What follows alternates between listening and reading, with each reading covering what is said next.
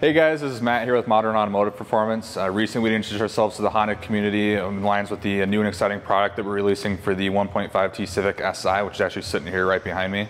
We are on the verge of releasing some new and exciting product for you guys. One of these products actually is going to be the catback system, which will give you, the end user, the ability to fully customize the mufflers, resonators, and tips that are going on the catback. And to go in line with that, we will be releasing our Billet Intercooler solution as well. And to further support our product for you as the end user, we will have tune offerings for all of our products that we're making as well. Knowing that the stock head can actually flow decently well, we decided to bolt this BorgWarner EFR turbo in place of the stock unit.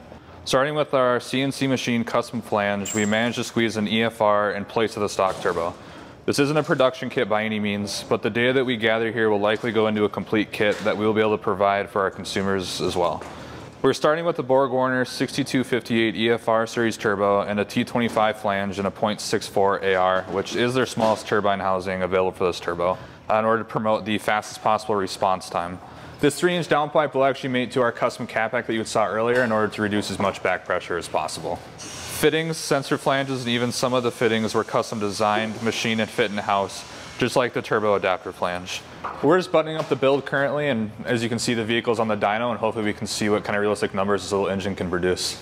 Thanks for watching. Once again, this is Matt here with Modern Automotive Performance. Please stay tuned. While this turbo kit is far from the actual production unit that we'll be releasing, we're definitely going to be collecting some good data, how to put it to good use and produce a good kit for you guys as the end user.